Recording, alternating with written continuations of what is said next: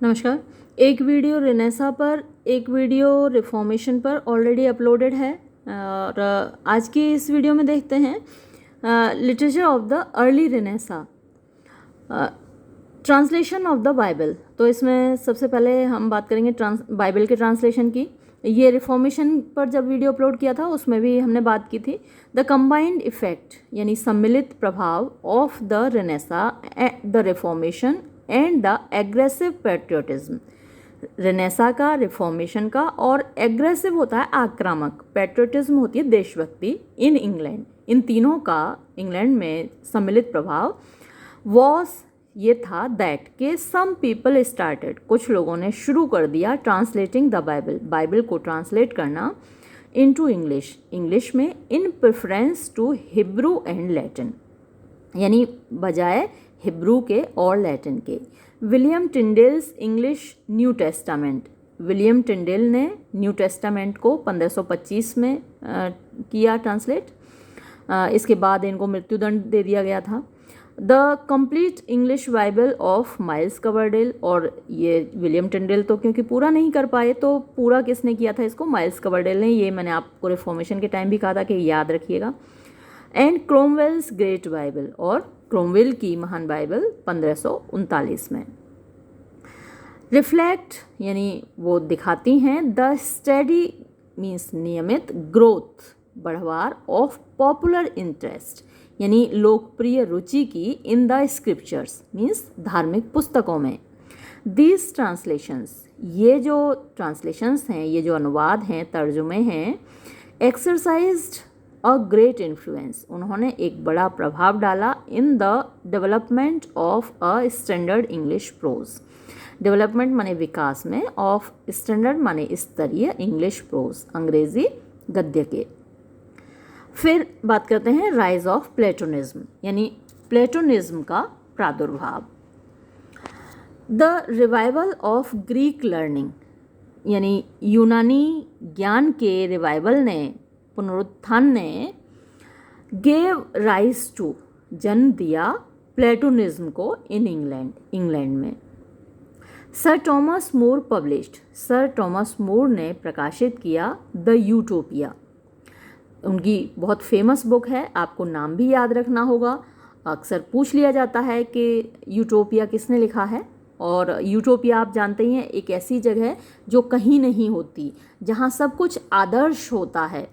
तो ऐसी जगह तो कहीं नहीं होती ना दुनिया में जहाँ सब कुछ अच्छा ही अच्छा हो। तो सर थॉमस मोर ने लिखा है यूटोपिया इन इमिटेशन ऑफ यानी नकल करते हुए प्लेटोज रिपब्लिक, प्लेटो के रिपब्लिक की।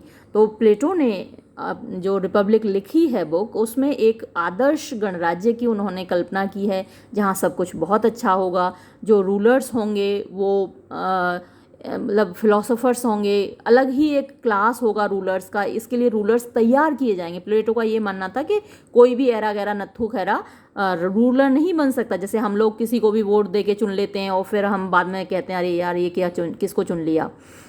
तो यही प्लेटो तो बहुत ज़्यादा खिलाफ था डेमोक्रेसी के। आप कभी रिपब्लिक पढ़ेंगे तो आप जानेंगे कि वो तो डेमोक्रेसी के एकदम खिलाफ था। इसीलिए खिलाफ था क्योंकि हम तो किसी को भी चुन देते हैं और अब जो चुन दिया वो हमारा सर पे बैठ जाता है जाके। तो प्लेटो का कहना था कि कोई भी रूलर नहीं बन सकता। तो वहाँ बड़ा एक आदर्श स्टेट, एक आदर्श रिपब्लिक, एक आइडियल रिपब्लिक वहाँ पर पेश किया गया है।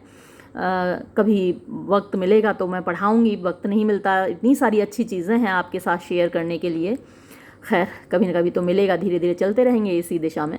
This book gives a description, ये जो किताब है एक डेस्क्रिप्शन देती है, एक वर्णन देती है, हमको बताती है ऑफ एन आइडियल स्टेट, एक आदर्श राज्य के बारे में, ऑफ सोसाइटी, समाज के, लाइफ, जीवन के, गवर्नमेंट, सरकार के, एंड रिलीजन और धर्म के। यानी एक आदर्श समाज कैसा होना चाहिए, आदर्श लाइफ कैसी होनी चाहिए, आदर्श गवर्नमेंट सरकार कैसी होनी चाहिए, और आदर्श धर्म कैसा होना चाहिए, ये सब रिपब्लिक में भी दिखाया गया है और सर थॉमस मोर के यूटोपिया में भी दिखाया गया है। तो ये आपको याद रखना है कि सर थॉमस मोर को अपने यूटोपिया के लिए इंस्पिरेशन कहाँ से मिली, रिपब्लिक से उन्होंने इंस्पिरेशन ली। तो याद रखना है आपको। राइटिंग्स ऑफ इंग्लिश प्रोज यानी अंग्रेजी गद्य के लेखन। द प्रोज राइटर्स प्रेफर्ड, जो प्रोज राइटर्स थे, गद्य लेखक थे, उन्होंने ज़्यादा पसंद किया इंग्लिश, अंग्रेज़ी भाषा को, टू लैटिन और ग्रीक, लैटिन या ग्रीक भाषा के। Roger Ascham is one of the earliest masters, तो रोजर एस्चाम एक शुरुआत के मास्टर्स मतलब लेखक हैं ऑफ ओरिजिनल इंग्लिश प्रोज, मौलिक अंग्रेज़ी गद्य के। हिज स्कूल ऑफ शूटिंग, उन्होंने लिखा है school of shooting, was written in English tongue for Englishman, तो आपको याद रखना है रोजर एस्चाम के इस बुक का नाम। तो ये लिखी गई थी अंग्रेज़ी भाषा में अंग्रेज़ी लोगों के लिए, English tongue for Englishman. His famous educational treatise, और उनका एक बड़ा प्रसिद्ध एजुकेशनल ट्रीटाइज आप निबंध को बोल सकते हैं, तो मतलब शैक्षिक निबंध है उनका, द स्कूल मास्टर, ये भी आपको नाम याद रखना है, was publish 2 years after his death, उनकी मौत के 2 साल बाद प्रकाशित हुआ। और अब बात करते हैं टोटेल्स मिसलेनी की। ये आपको ज़रूर याद रखना है, इस पर क्वेश्चन अक्सर आता है, और इसकी डेट तो आप दिमाग में छाप लीजिए, टोटेल्स मिसलेनी 1557, इसको तो ज़रूर आप याद रखिए, मल्टीपल चॉइस क्वेश्चंस में आता ही है ये तो। द प्रिंसिपल फीचर, यानी जो मुख्य विशेषता थी in the literature of the period, इस पीरियड की, इस अवधि की जो लिटरेचर है, साहित्य है, was revival of the Italian poetry, वो था इटालियन पोइट्री का, इटालियन कविता का रिवाइवल, पुनरुत्थान।